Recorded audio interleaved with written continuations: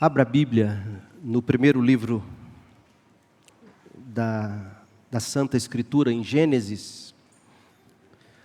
Gênesis capítulo 1, verso 27 e 28. E nesta noite, estudando sobre sexualidade, uma teologia da sexualidade, eu quero pensar com você sobre conflito com a sexualidade. Gênesis capítulo 1, de 27 a 28. Assim, Deus criou os seres humanos à sua própria imagem. A imagem de Deus os criou, homem e mulher os criou. Então Deus os abençoou e disse: sejam férteis e multipliquem-se, encham e governem a terra. Os cristãos sabem que a queda no pecado, a queda descrita em Gênesis capítulo 3, causou impacto avassalador em todas as áreas da vida, inclusive na da sexualidade. Portanto, a pergunta honesta: o que fazer se alguém sentir que lhe foi dado o sexo errado? Como responder ao crescente movimento que celebra a não conformidade de gênero? Como é que você pode ajudar alguém assim? Alguém que se sente que não lhe foi dada o sexo errado,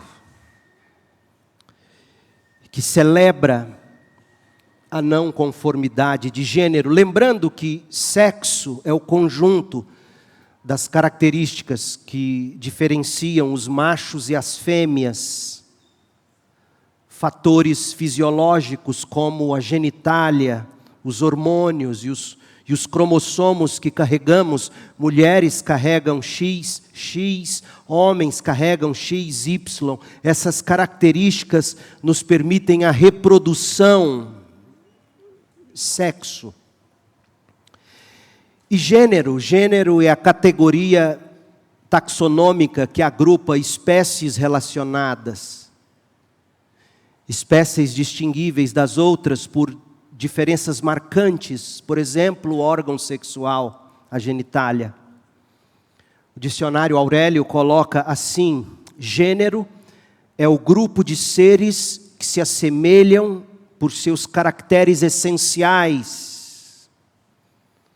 Mais uma vez, caracteres essenciais, por exemplo, genitália, além da estrutura corporal, da anatomia do corpo. Então, o que fazer se alguém sentir que lhe foi dado ou lhe foi dada o sexo errado? Como responder ao crescente movimento que celebra a não conformidade de gênero? Nesta mensagem, que é parte da série Uma Teologia de Gênero, eu quero buscar duas coisas: a clareza que vem da palavra de Deus sobre este tópico, a clareza bíblica, mas eu quero também buscar a compaixão que vem da palavra de Deus sobre este tópico, tão esquentado na nossa época. De coração, eu quero que Deus me dê a graça de conseguir essas duas coisas: clareza bíblica, compaixão bíblica. Porque nós, eu creio de todo o meu coração, somos chamados para pregação apostólica, mas também para postura apostólica.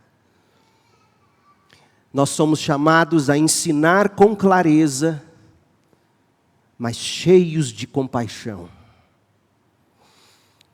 Há 10 anos, em artigo de 28 de outubro de 2013, a revista norte-americana Rolling Stone publicou uma matéria com o seguinte título, tradução livre: sobre uma garota, a luta de Coy Mattis para mudar de gênero. Coy, obviamente, é um garoto, sexo masculino, e sobre ele, lutando para ser garota, se escreveu na matéria, quando tinha 4 anos, diz a matéria, Coy Mattis sabia que uma coisa era certa: ele não era um menino. Com 4 anos, ele tinha como certo que ele não era um menino. Essa foi a declaração de abertura da revista já citada, sobre uma criança no Colorado, que quando resolveu falar abertamente, estava com 6 anos à época. Dos 4 aos 6. E aos 6 anos ela se declarou convencida de que seu corpo físico não correspondia à sua verdadeira identidade. Os pais de Coy ficaram no início confusos, mas com o tempo aceitaram o gênero professado por Coy. E não demorou muito até que o armário dele ficou cheio de vestidos cor-de-rosa e seus pais se envolveram numa batalha judicial para que Coy tivesse acesso ao banheiro feminino da escola, com 6 anos. Cerca de 8 meses após o caso do garoto Coy Mattis, a revista Time publicou nos Estados Unidos, no dia 9 de junho de 2014, o caso de Laverne Cox, nascido menino, mas que escolheu assumir identidade feminina. A matéria estava na capa da revista Time e o que tornava o caso ainda mais picante, não sei se você vai se recordar, era que Cox era a estrela no drama da Netflix, Orange is the New Black, nome da série. Série com 7 temporadas, que foi de 2013 a 2019. Na série que teve picos recordes de audiência em todo o mundo. Na série, Cox interpretou Sophia Bursey, personagem que lhe rendeu uma indicação ao Emmy Awards na categoria de melhor atriz convidada numa série de comédia. Detalhe, Laverne se tornou a primeira mulher transexual, segundo disseram, a ser indicada à categoria do Emmy. A entrevista online concedida por Laverne Cox foi uma longa entrevista, de modo esclarecedora. Trata-se da história de uma infância muito dolorosa, a de Laverne Cox. Um pai ausente, uma mãe emocionalmente desconectada, uma tentativa de suicídio por parte de Laverne. E sim, havia uma igreja, mas uma igreja sem qualquer atuação significativa, segundo Laverne narrou. Ouça o que ele disse que até o 3º ano do ensino fundamental, lembrando que no 3º ano do ensino fundamental, a criança está com 8, 9 anos, geralmente. Até o 3º ano do ensino fundamental, Cox dizia o seguinte: eu simplesmente pensava que era uma menina e que não havia diferença entre meninas e meninos. Acho que na minha imaginação, eu pensei que chegaria à adolescência e começaria a me transformar em uma menina. Era como ele pensava. Ele tinha um irmão gêmeo, não tinha irmãs. E o sonho dourado de Laverne Cox era a fama, desde muito pequeno. Eis o que ele disse na revista: eu queria ser famoso, eu queria atuar. Essas coisas eu realmente queria mais do que qualquer outra coisa. Minha mãe simplesmente não conseguia se conectar totalmente emocionalmente. Eu nunca conheci meu pai. Ele nunca foi casado com minha mãe. Ele nunca fez parte da minha vida. Há de se ter compaixão de gente assim. Desde então, Cox passou a viajar pelos Estados Unidos, fazendo uma palestra intitulada "Não Sou uma Mulher?" É a pergunta, título da palestra. Ora, quando Cox posta essa questão, esse refrão não é uma pergunta. Sim, é uma pergunta, mas é uma pergunta retórica. A resposta, portanto, é óbvia. Ele quer dizer o seguinte: sim, eu sou uma mulher. Cox testemunha nestes termos, abre aspas: estou feliz por finalmente ser eu mesma, e não poderia imaginar minha vida se ainda estivesse em negação ou mentindo, se ainda estivesse fingindo ser um menino. Isso me parece ridículo, isso parece loucura neste momento. É bom ter acabado a transição, fecha aspas. O título da entrevista diz que é, abre aspas, sobre política, felicidade, escutem agora, e por que a genitália não é destino. Por que a genitália não é destino? Então, esta é a questão com a qual nós cristãos temos que lidar. Qual seja, o gênero é definido por uma preferência do indivíduo, ou o gênero é definido por uma providência de Deus? Essa é a questão. O gênero é definido pela preferência do indivíduo, ou ele é definido pela providência de Deus, o Criador? Posto de outra forma, o meu sexo é determinado pela minha decisão, na minha mente, no meu coração, ou é definido o meu sexo, definido pelo desígnio de Deus no meu corpo, na minha natureza? Percebe a questão que está em jogo, gente? Para encontrar a instrução de Deus sobre esse assunto, a gente tem que recorrer a Romanos capítulo 1, de 19 a 28. Em Romanos 1, de 19 a 28, de uma forma impressionante, o apóstolo Paulo traça um paralelo entre a forma como a natureza criada ensina sobre Deus e a forma como a natureza dos corpos humanos ensinam sobre a sexualidade. Sim, binária, masculina e feminina. A questão que está posta em Romanos é esta: a natureza é um dos métodos de Deus para revelar o que deveríamos escolher, mesmo que não façamos a preferência. Em outras palavras, Paulo demonstra em Romanos que a preferência pessoal, ou a escolha pessoal, deve ser guiada pelo desígnio de Deus da natureza, tanto no universo como no corpo humano. Não é algo independente, como se você pudesse simplesmente escolher a sua essência. Entretanto, Laverne Cox afirmou exatamente o oposto. Deixe-me ler um trecho da entrevista, abre aspas.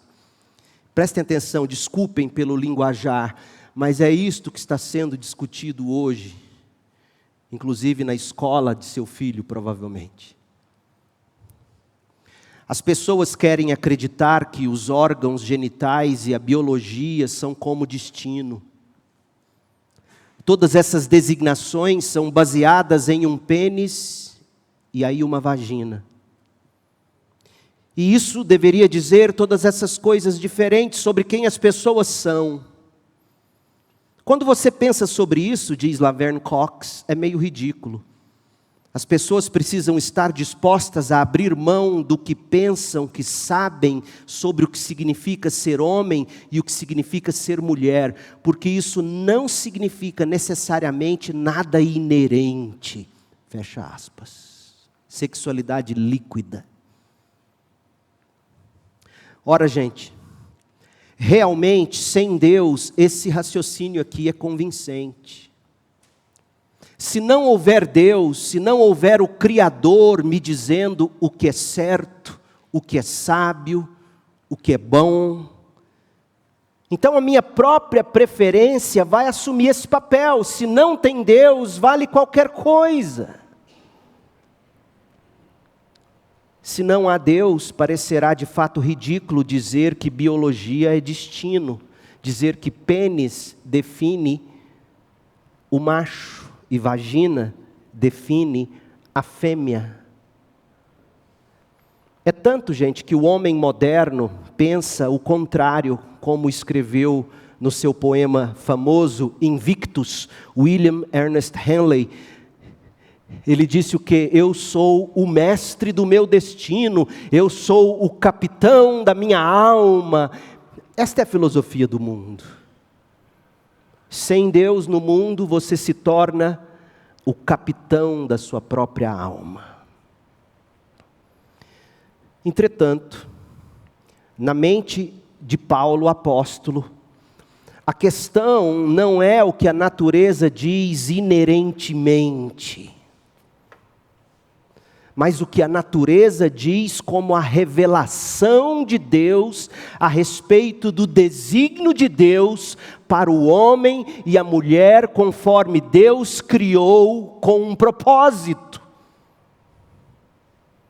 Com efeito, Deus, o Criador, Deus, o projetista sábio, amoroso, Deus, o regente da vida humana, é aquele que conecta, preste atenção, Deus é quem conecta a natureza biológica do indivíduo com a identidade sexual dele. Deus é quem faz isso.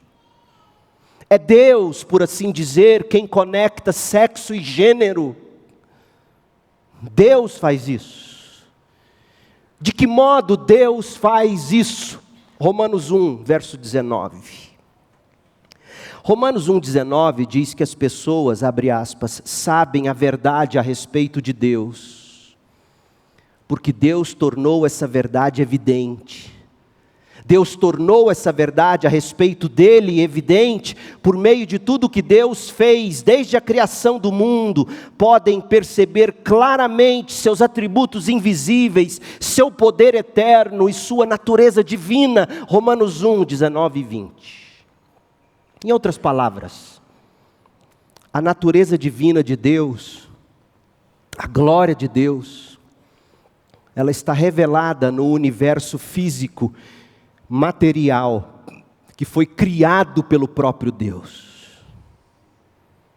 Tanto é verdade, que Romanos 1, versículo 20, conclui dizendo: portanto, não tem desculpa alguma os seres humanos, não tem desculpa alguma os seres humanos quando os seres humanos trocam, Romanos 1, 23, a grandeza do Deus imortal por imagem de seres humanos mortais, bem como de aves, animais e répteis, ou quando trocam, Romanos 1, 25, a verdade sobre Deus pela mentira e passam a adorar e a servir coisas que Deus criou, no lugar do Criador que é digno de louvor eterno.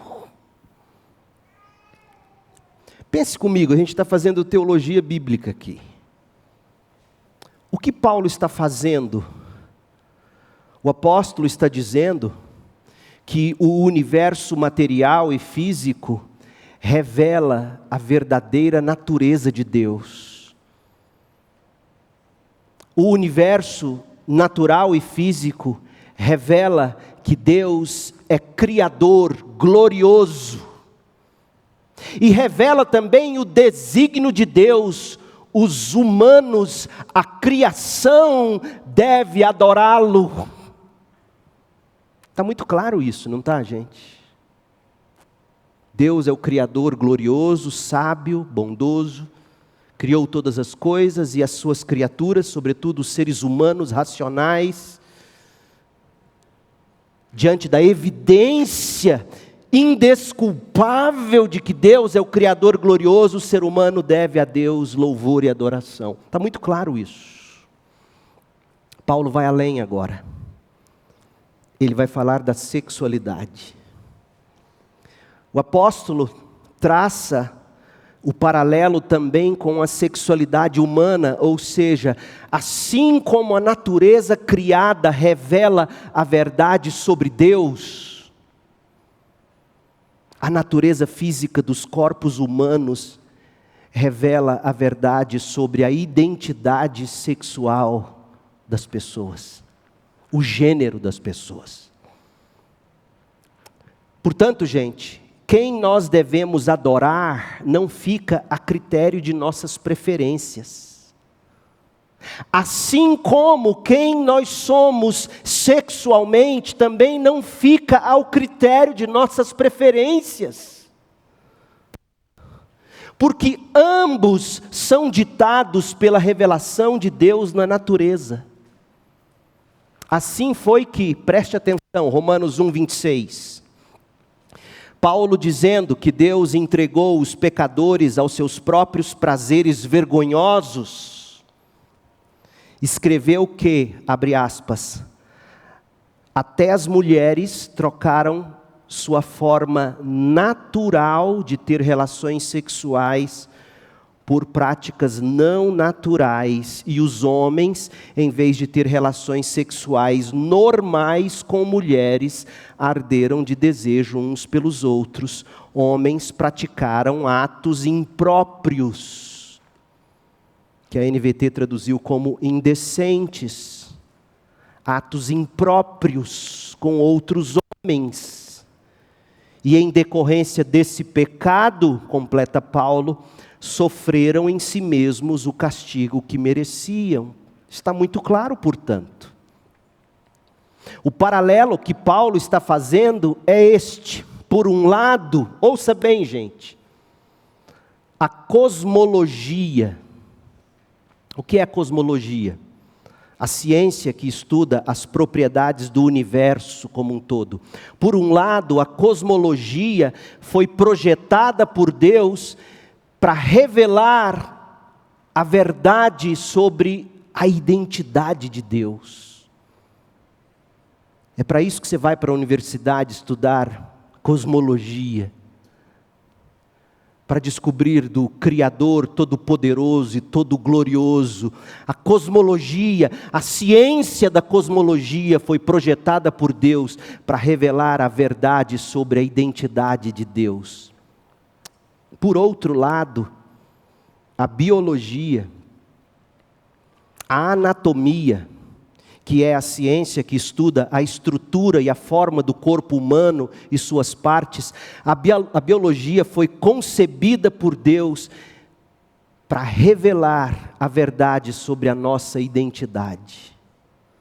Masculino e feminino, macho e fêmea, homem e mulher. E esta verdade é tão clara, diz Paulo, que nós somos indesculpáveis, se não a vermos e com ela nós não concordarmos ou a ela nós não nos conformarmos. Portanto, se um homem ou uma mulher olha para o mundo e escolhe adorar uma criatura ou alguma coisa em vez de adorar o Criador, como a Apple fez no último vídeo mostrando a mãe natureza, se um homem ou uma mulher olha para o mundo e escolhe adorar uma criatura ou alguma coisa em vez de adorar o Criador, esse homem ou essa mulher não tem desculpa. De igual modo, se um homem olha para o seu próprio corpo e escolhe fazer o papel de uma mulher, ou se uma mulher olha para o seu próprio corpo e escolhe fazer o papel de um homem, ele ou ela também não tem desculpa. Porque em ambos os casos, tanto no culto divino, quanto na sexualidade humana, Deus deu a natureza, Deus deu a cosmologia, Deus deu a biologia, como uma revelação de sua vontade. Isto é, os seres humanos deveriam adorar a Deus. E os do sexo masculino deveriam agir como sexo masculino, enquanto os do sexo feminino deveriam agir como sexo feminino. Deus não nos deixou sem orientação nestes assuntos. A declaração de Deus em Romanos 1, falando sobre o desígnio de Deus na natureza, se cruza para deixar algo muito claro. Um homem biologicamente homem, que se entrega à paixão de agir como uma mulher, está agindo contra a vontade revelada de Deus. E uma mulher, biologicamente mulher, que se entrega à paixão de agir como homem, está agindo contra a vontade revelada de Deus. Romanos 1, 26 e 27. Escute o que eu estou dizendo. A paixão, o amor, não torna essa prática em algo natural. A biologia torna essa paixão e esse amor em prática antinatural, pecaminosa. Está claro isso? O amor não torna um homem se fazendo de mulher em algo natural. A biologia torna esse amor em prática não natural e pecaminosa. Prática, preste bem atenção, estou falando de prática pecaminosa. Na próxima mensagem, eu quero falar um pouco sobre a tentação, o impulso. Nós estamos tratando de prática, porque Paulo falou de prática homossexual. A prática é antinatural. E Paulo completa, Romanos 1, 28, vamos ler até o fim do capítulo. Uma vez que consideraram que conhecer a Deus era algo inútil, porque tudo começa aqui, considerar conhecer a Deus como algo inútil. E aí você fica sem saber, ou escolhe quem adorar, e escolhe o que quer ser.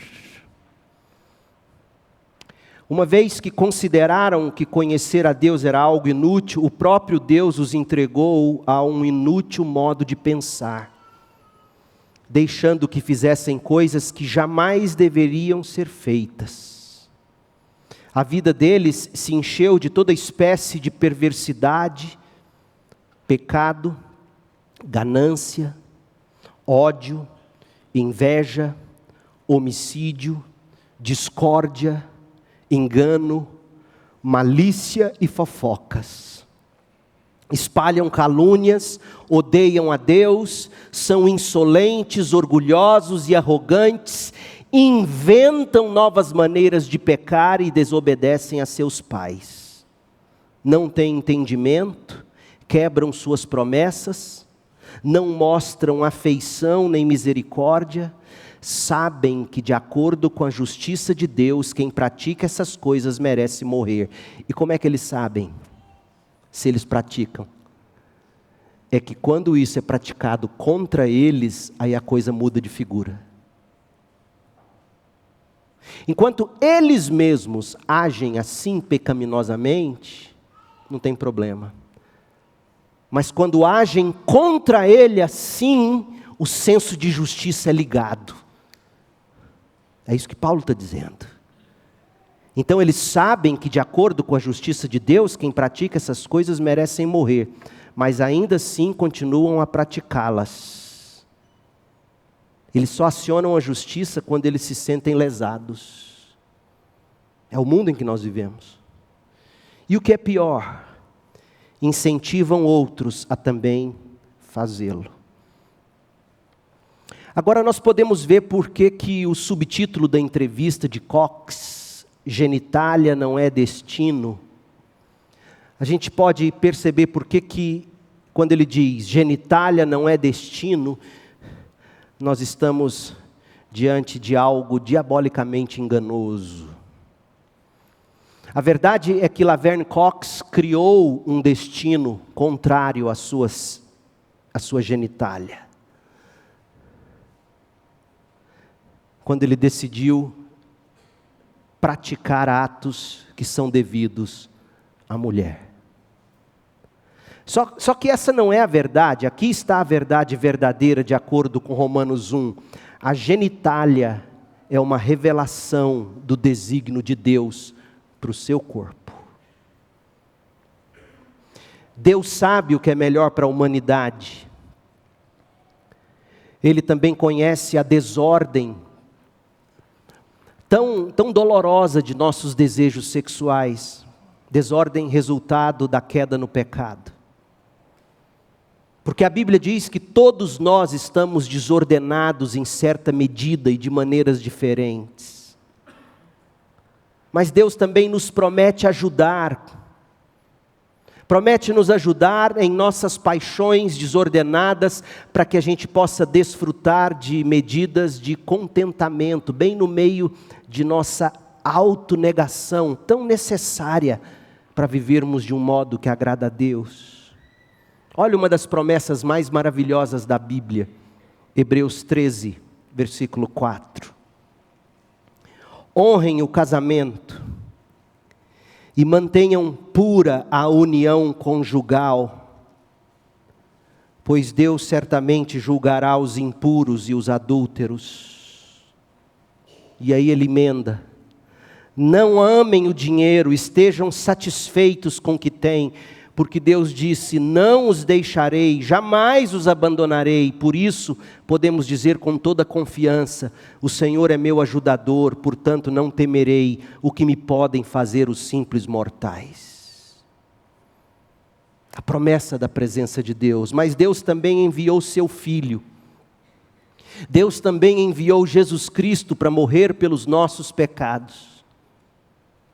Para que mesmo que você tenha passado os últimos 20 ou tantos anos da sua vida tentando ser homem, quando Deus te deu um corpo de uma mulher, ou tenha passado os últimos 20 e tantos anos da sua vida tentando ser mulher, quando Deus te deu o corpo de um homem,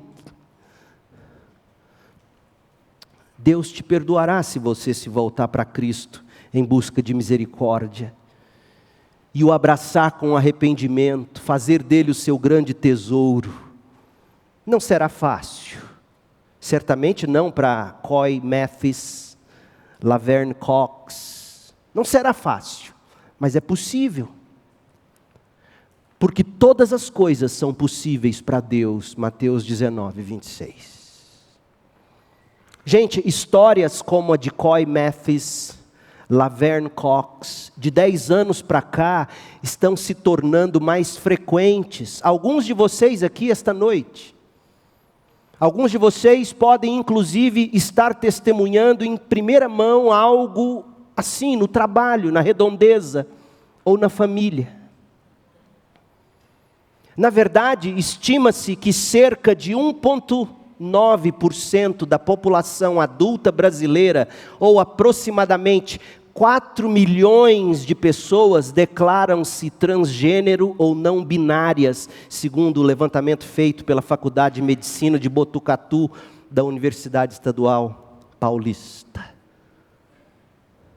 Nos Estados Unidos, cerca de 1,03% da população adulta do país se identifica como transgênero, de acordo com a Household Pulse Survey. Isso equivale nos Estados Unidos a 2,6 milhões de americanos que se declaram transgênero. Eu não consegui encontrar os números da União Europeia e esses números talvez sejam ainda maiores lá. Nos últimos anos, o transgenerismo ou a transexualidade, o que nós preferimos chamar de conflito com a sexualidade, nos últimos anos, isso permeou as notícias, com debates sobre a identificação não binária de banheiros, políticas de local de trabalho, vestiários escolares neutros e tantas outras coisas desse tipo. Mas apesar de toda a agitação dos meios de comunicação social, a gente não pode se esquecer, em última análise, nós estamos falando de pessoas reais, criadas à imagem de Deus, e que estão sim num real e profundo conflito. Um conflito profundo, real, dolorosíssimo com a sexualidade. Nós não podemos perder a compaixão. Então, o que a Bíblia tem a dizer àqueles que se sentem exilados no próprio corpo? O que nós, como crentes, como igreja, temos que dizer às pessoas que amamos, se elas cogitarem fazer, ou se fizerem a transição para uma identidade de gênero diferente da natural? É sobre isso que a gente precisa pensar. Primeiro, nós temos de pensar um pouco sobre o ensino da Bíblia sobre gênero e o corpo humano, como nós já começamos a fazer em Romanos 1. E depois nós temos que considerar algumas implicações a respeito de como amar aqueles que conhecemos e que estão enfrentando a confusão de gênero. Quais são as implicações para nós em relação a esses? Primeiro, veja, além de Romanos 1, porque Paulo se sustenta absolutamente em Romanos 1, ele se sustenta em Gênesis 1, que nós lemos no início. A primeira coisa que você tem que ter consciência é de que Deus criou homem e mulher. Ele criou a sexualidade chamada de binária. Foi Ele quem criou o ser humano cisgênero, não transgênero. Porque Deus criou homem e mulher à sua imagem. Gênesis 1, 27. E sabe o que é mais impressionante? Ao final disso, em Gênesis 1, 31, nós lemos que Deus olhou para tudo que Ele tinha feito, homem e mulher inclusive, e a Bíblia diz que Ele viu que era muito bom. Era muito bom o que Ele tinha feito. Portanto, segundo a revelação de Deus, a revelação do Criador, não resta dúvida, homem e mulher Ele nos criou. Nas últimas tantas mensagens desta série, nós enfatizamos que homens e mulheres são 100% iguais em dignidade, 100% iguais em valor, em importância diante de Deus. No entanto, ao mesmo tempo, também aprendemos que os homens e as mulheres são intencionalmente, divinamente diferentes biologicamente. Diferentes em papéis, complementares, homens e mulheres, como parte maravilhosa do desígnio do nosso Criador. Com corpos sexualmente diferenciados, Deus escolheu exibir sua imagem em homens e mulheres complementares. Na bondade do desígnio de Deus, Gênesis 2, 25, veja na sua Bíblia, descreve como Adão e Eva estavam plenamente em casa com Deus e um com o outro antes da queda no pecado. Plenamente confortáveis com o corpo e o gênero que receberam do Criador. Antes da queda no pecado, cisgêneros, binários, homem e mulher se complementando, homem e mulher à imagem de Deus criados, absolutamente satisfeitos com a sexualidade, com o corpo, com o gênero, tão absolutamente encantados com tudo, que Gênesis 2:25 diz assim: o homem e a mulher estavam nus, mas não sentiam vergonha. Não havia disforia de gênero, não havia conflito interno, porque não tinham vergonha, absolutamente nu um diante do outro. Não havia descontentamento com a forma como Deus os criou, não havia conflito com a sexualidade. É importante reconhecer, como já destacamos anteriormente, que a sexualidade humana, seja homem ou mulher, é uma característica binária, biológica, objetiva, determinada para cada pessoa pelo próprio Deus Criador. Olha como Davi fala sobre o seu próprio corpo. Abra no Salmo 139, no verso de número 13 e também no 14. Salmo 139, 13. Isso aqui é verdade para todo mundo. Tu formaste o meu interior e me teceste no ventre de minha mãe. Eu te agradeço por me teres feito de modo tão extraordinário. Tuas obras são maravilhosas, e disso eu sei muito bem. Davi olha para o seu próprio corpo e diz: Deus me fez assim, másculo, homem, e eu não preciso pedir perdão por ter nascido assim.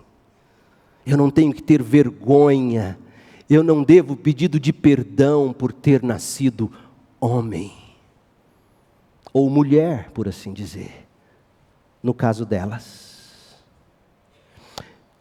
Como é que a gente pode resumir a visão cristã de gênero? Nosso gênero, ele não é apenas psicológico,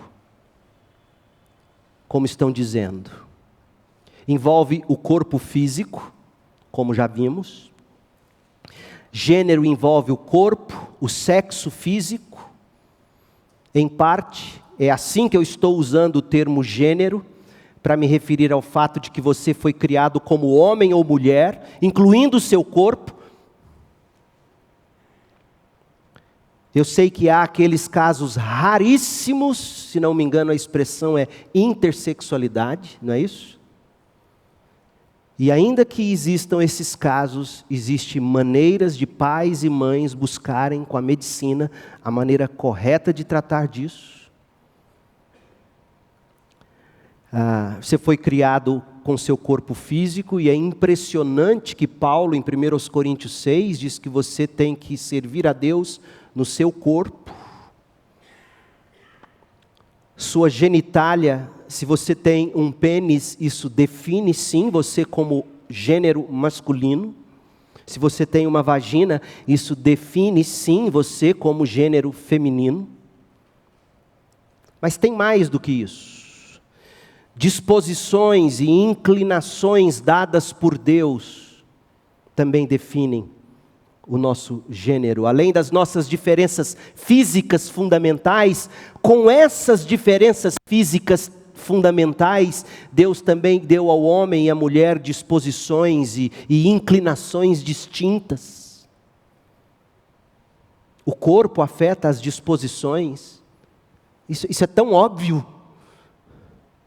O corpo afeta o seu estado de espírito afeta o seu corpo, isso é tão claro. Existe algo chamado masculinidade, feminilidade, como vimos nesta série, papéis distintos, complementares. Isso fica mais claro e evidente no lar, segundo Efésios 5, e também na igreja, 1 Timóteo 2 e 3.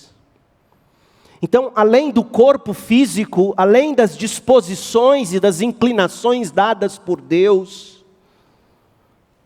o gênero também segue a expressão cultural, ou seja, a Bíblia reconhece que também existem expressões culturais de gênero, que são algumas neutras em termos de valor e podem mudar de época para época. Por exemplo, se o irmão Júlio tivesse nascido na França iluminista, o irmão Júlio andaria de meia calça, maquiagem e peruca. Já imaginou?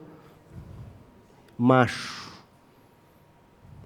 Assessor de Napoleão Bonaparte. Hoje não usa mais isso. Eu nunca vi o Júlio de meia calça, peruca. Roupas, penteados, cores, a Bíblia não explica detalhadamente o que as mulheres ou homens devem usar. Porém, é significativo notar que em 1 Coríntios, capítulo 11, Paulo espera que homens e mulheres se apresentem como tais na sua aparência, distintos. Você bate o olho, sabe que é homem. Você bate o olho, sabe que é mulher. Então, sim, existem algumas expressões culturais de gênero que variam ao longo do tempo e não são essenciais para ser homem ou mulher. Roupas, penteados, cores, etc. Mas isso não significa que o gênero seja apenas cultural. A Bíblia diz que gênero, fundamentalmente, é algo que você é. Não apenas uma maneira de se vestir ou de se comportar, tampouco algo que você escolhe. Agora vamos pensar um pouco e contrastar tudo isso com a visão secular que se tornou tão proeminente na atualidade. Por um lado, muitos dizem que o sexo é apenas biológico. Você tem cromossomos, anatomia, hormônios masculino ou feminino. Por outro lado, há quem diga que o gênero é apenas psicológico, diz respeito ao seu senso interior de identidade. É socialmente definido e, portanto, inclui coisas como comportamento, aparência, roupas, papéis, etc. Muitos teóricos chegam a argumentar que não há correlação necessária entre sexo físico e gênero. E neste ponto eles estão divergindo completamente da visão bíblica, porque nós vimos que há. Para se ter uma ideia, um artigo publicado em 2014 colocou desta forma: o gênero, e isso ainda é válido, na cultura que fugiu da Bíblia, o gênero é uma espécie de performance, algo que criamos ativamente a partir dos materiais culturais limitados que encontramos.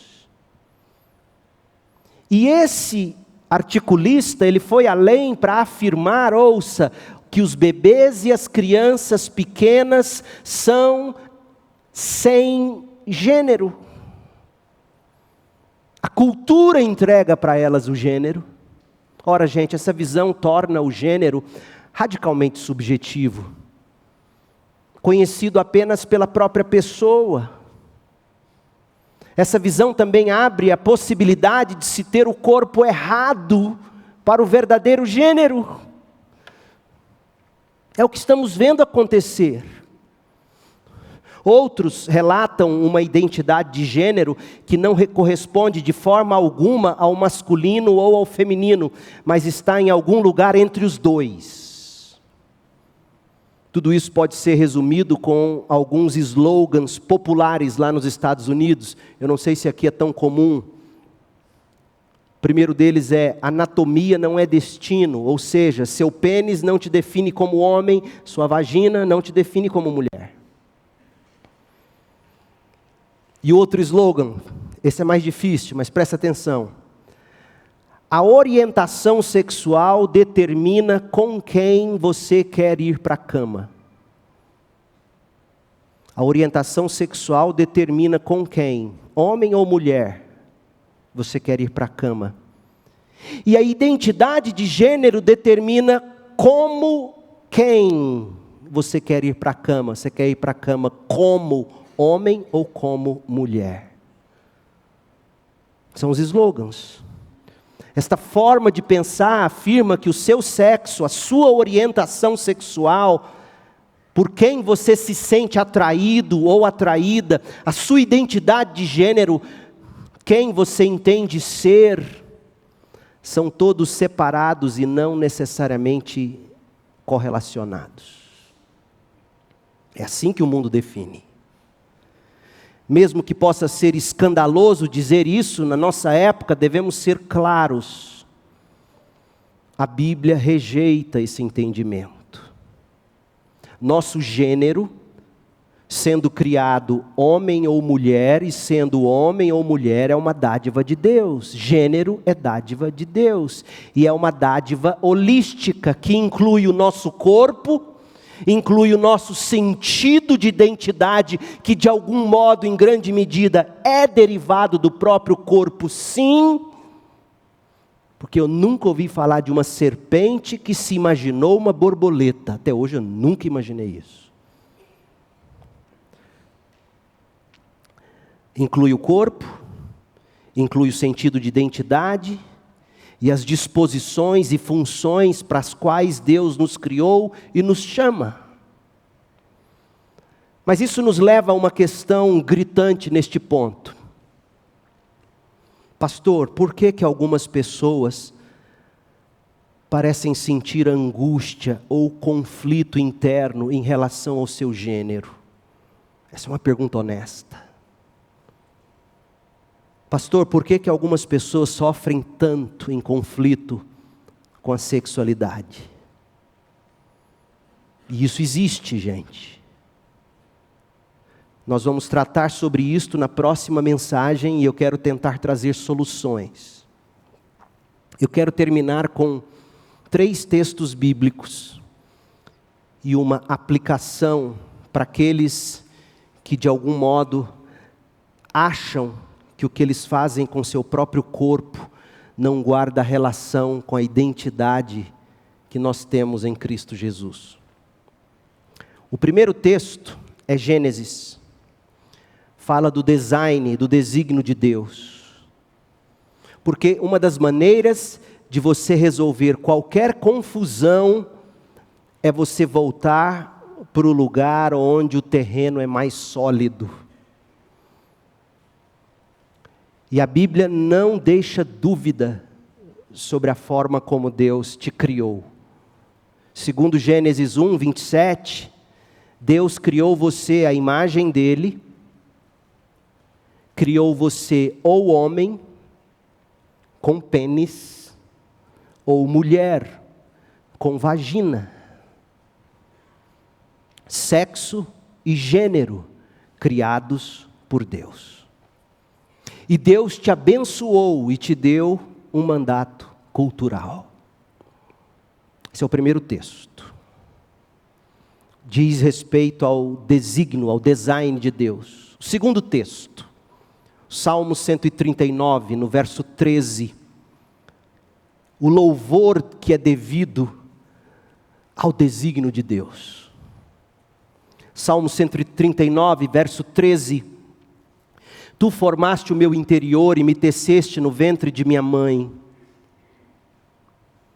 Eu te agradeço por me teres feito de modo tão extraordinário. Tuas mãos são maravilhosas e disso eu sei muito bem.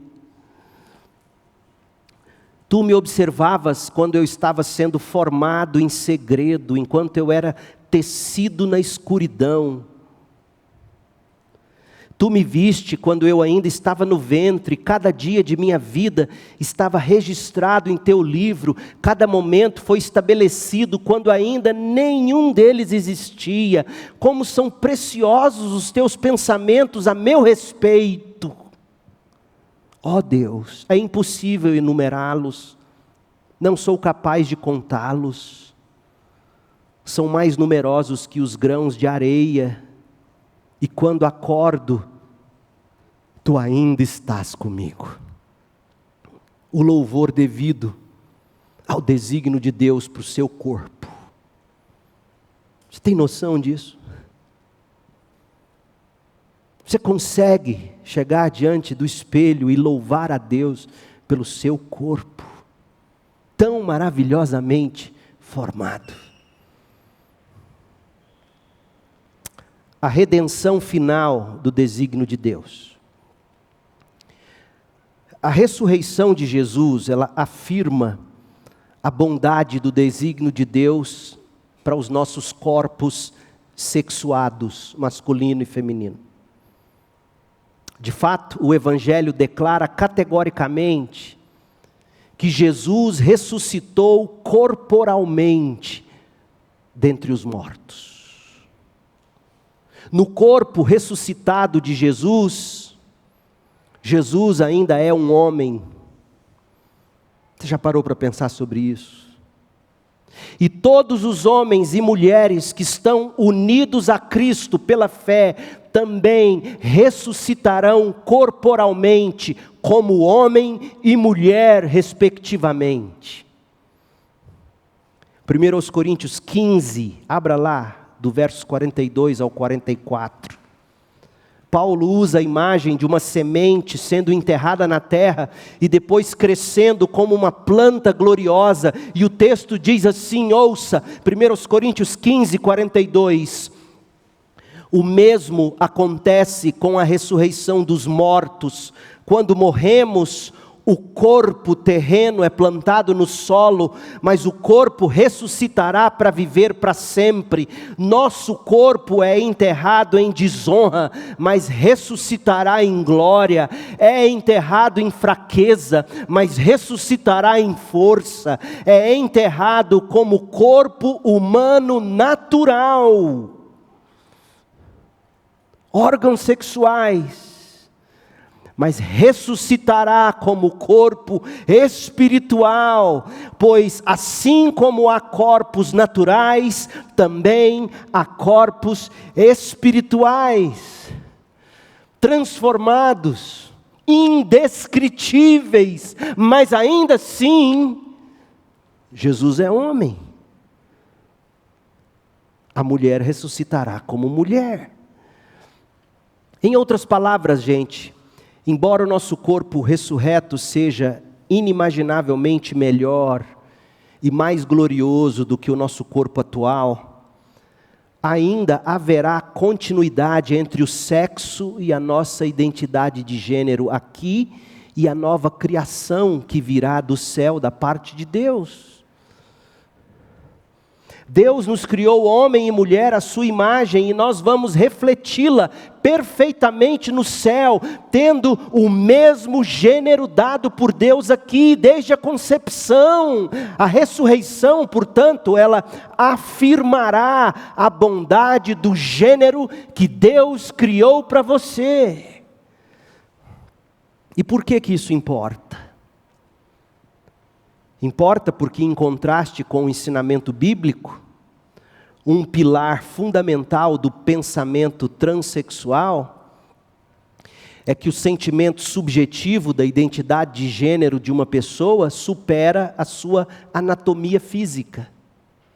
O que ela pensa ser é mais importante do que ela de fato é biologicamente. Isso se trata de um caso clássico da mente sobre a matéria, como ensinava o antigo gnosticismo grego. O movimento transexual, de algum modo, é gnosticismo grego. A mente superior à matéria. E nessa maneira de pensar, a pessoa é reduzida a dois componentes: identidade psicológica e sexo físico, sendo dado maior ênfase ao componente psicológico. Porque já tem pessoas hoje que se enxergam, uma mulher ou um homem, não me recordo, que se enxerga como um cão, um animal. Já estamos chegando nesse ponto.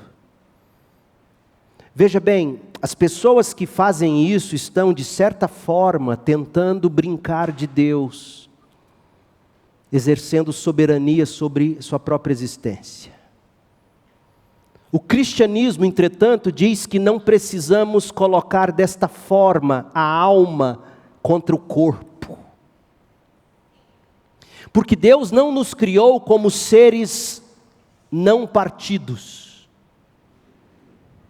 Deus nos criou, como seres não partidos, ou seja, corpo e alma, ou corpo e espírito, ou a parte material, natural, biológica, e a nossa parte espiritual, invisível, imaterial. A ressurreição de Jesus é a assinatura de que Deus endossa o fato de que Ele vê o corpo como uma parte central da nossa natureza humana. Faz uma tarefa de casa, vá para a primeira carta aos Coríntios, hoje, amanhã, e busque todas as vezes que Paulo fala de corpo ou de corpus, na primeira carta aos Coríntios. E você vai descobrir que não tem como você servir a Deus sem o corpo que Ele te deu. O corpo não é um acessório no cristianismo. Deus endossa o fato de que o corpo é uma parte central da nossa natureza, tanto agora como no mundo vindouro. Porque se o corpo não importasse, a Bíblia não falaria de corpos glorificados. A nossa espiritualidade é vivida no corpo. Se Jesus não tivesse ressuscitado no próprio corpo, seria em vão a nossa fé. Portanto, não existe o tipo de cristianismo que diz: você e Deus tudo bem, e você faz o que quiser do seu corpo. Isso não é cristianismo, ainda que tenha esse nome, ainda que use Jesus, é outra religião, não é o cristianismo bíblico. O corpo no cristianismo bíblico não é um acessório. Não é apenas uma câmara de habitação. O seu corpo, escute, não é um avatar para sua alma escolher o que ela deseja ser. Ponha isso na sua cabeça, o seu corpo não é um avatar que a sua alma escolhe o que quer ser. Seu corpo, como Deus o criou e lhe deu, faz parte de quem você é agora e também eternamente.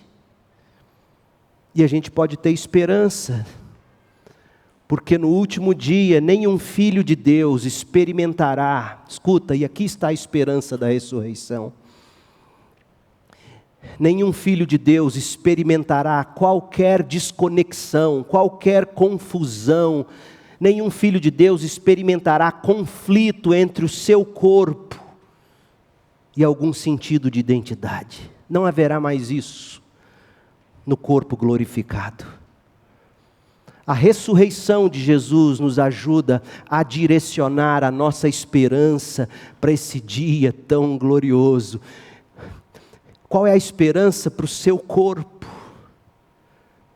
Se você se sente que recebeu o corpo errado, a esperança para o seu corpo é a ressurreição em Cristo.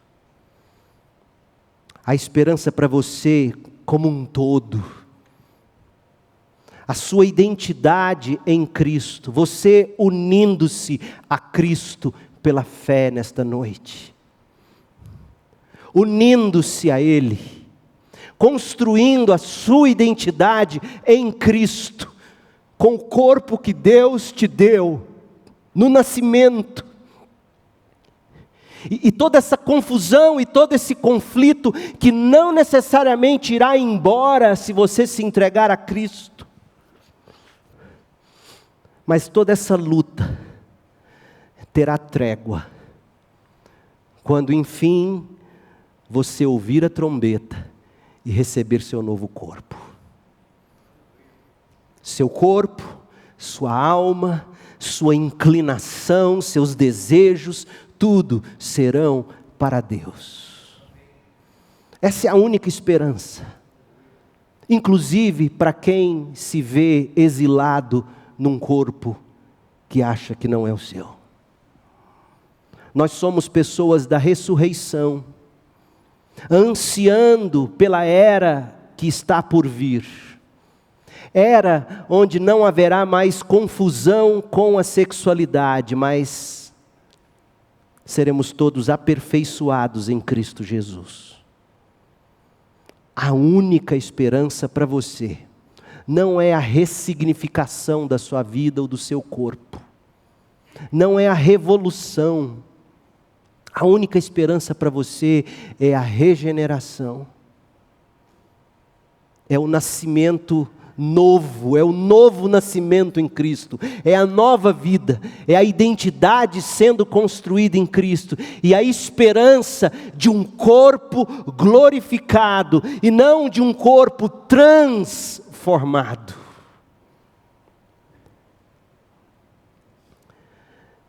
Eu quero terminar com essa nota, porque a gente vai voltar para 2 tópicos ainda, nas próximas 2 mensagens. A primeira: por que biblicamente falando não existe casamento homoafetivo? Você pode dar qualquer nome, menos este: casamento. Casamento, sexo e atração sexual. A gente precisa falar também que é plenamente possível você viver uma vida plena sem relacionamento sexual. Isso é tão importante você saber.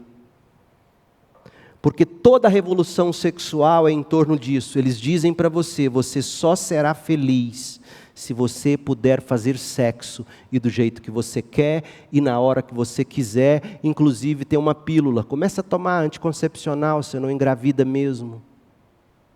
Foi assim que tudo começou. A revolução sexual diz para você que você só encontra felicidade plena e realização se você tiver relação sexual. E está aí Jesus para dizer que é possível ser plenamente feliz sem sexo. A gente tem que falar sobre isso.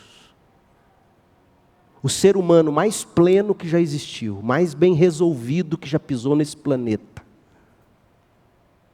Jesus Cristo, homem, testosterona, no 12, o homem perfeito, viveu sem relação sexual, plenamente, mostrando para nós que a realização plena não é o sexo, meu jovem, não é a mulher gostosona, tampouco o gostosão, é a vida em Cristo e com Cristo. E dito isso, como é que a gente lida com as atrações sexuais? Como é que a gente lida com as atrações homossexuais? A gente precisa falar sobre isso. Porque a atração não vindo à luz na forma de prática pecaminosa, a atração em si não te condena. Isso é muito importante. A atração corrompida, seja hétero ou homossexual, a atração em si, quando não vem à luz na prática do pecado, não necessariamente te condena. E isso serve de imenso alívio para aqueles que lutam com suas atrações, sem contudo ceder, glória a Deus. Porque o que a Bíblia vai dizer que nos condena são nossas práticas. A prática condena. A homo e a hétero também. Adultério heterossexual leva para o inferno. Sabia disso? Sabia disso? Um jovem promíscuo, heterossexual, pode estar dando provas de que nunca foi salvo, apesar de ter sido batizado. Práticas heterossexuais pecaminosas levam para o inferno também. Práticas. Então nós precisamos falar sobre como lutar contra atrações impróprias que podem nos destruir no final. E eu quero concluir com uma última mensagem. Como é que a igreja deve ajudar e agir num cenário como este? Então orem por mim, mais 2 mensagens. Na próxima, casamento, sexo e atração sexual. E a última da série, como ajudar e agir em face da revolução sexual. Vamos orar, feche seus olhos. Pai, o desejo do meu coração não é condenar ninguém. Até porque eu mesmo sei de onde vim. E sei o que pede esse meu coração desgraçado. Meu desejo é redenção, Pai. Meu desejo é restauração, meu desejo é salvação. De todos quantos me ouvem. Meu desejo é a redenção final, quando o Senhor me dará o meu novo corpo. O Senhor me fará uma nova criatura, gloriosa. Minhas emoções, minhas afeições, o meu corpo, juntos, tudo em mim responderá apropriadamente ao estímulo da Tua glória. Como eu anseio por esse dia tão glorioso. É a única viagem que não me causa angústia. O desejo de te ver face a face, ó meu Cristo, ó meu Rei. Que glorioso dia este será. O meu desejo é que todos quantos me ouvem agora, queiram Jesus Cristo, queiram Ele como Senhor e Salvador, o abracem como a alegria, a esperança de uma vida inteira. Não nos deixe desperdiçar a vida no sexo inapropriado, no estilo de vida indevido, não natural. Ó Deus, opere a salvação entre nós, a redenção, a santificação. Eu peço que a graça de Jesus, o amor de Deus Pai, a comunhão do Teu Espírito, estejam sobre nós aqui hoje, no coração de todos quantos amam a Sua vinda. Ai, como eu amo a Sua vinda. Vem, Senhor Jesus. Amém.